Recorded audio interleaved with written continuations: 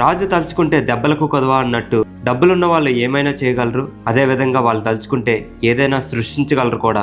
ఇదంతా దేనికోసం చెప్తున్నా అనుకుంటున్నారా?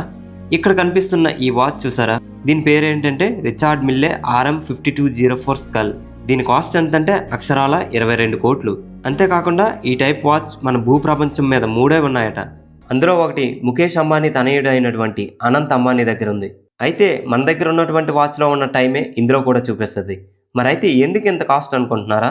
అలా అయితే ఈ వీడియో చూసేయండి. మరి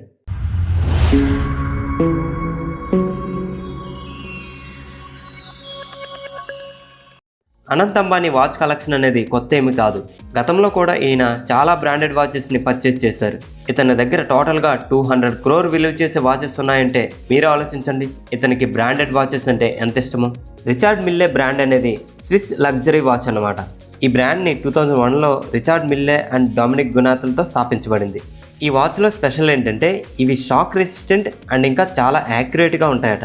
అంతేకాకుండా ఈ బ్రాండెడ్ వాచెస్ని carbon TPT, NTPT carbon, grade 5 titanium, ఇంకా జెమ్స్టన్స్ అండ్ ప్రెషియస్ మెటల్స్తో పాటు డిజైన్ చేస్తారట.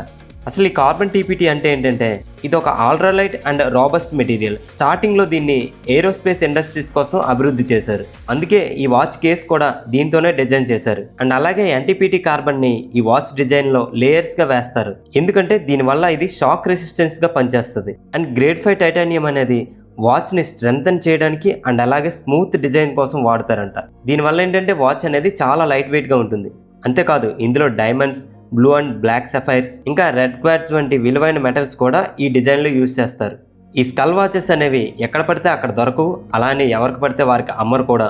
వీటిని ఓన్లీ స్పెషల్ క్లయింట్స్ కోసం మాత్రమే డిజైన్ చేస్తారట. అందుకే ఈ బ్రాండెడ్ వాచెస్ కొనాలంటే ఆ పర్సన్కి డబ్బు ఉండడమే కాదు, ఒక స్టేటస్ కూడా ఉండాలట.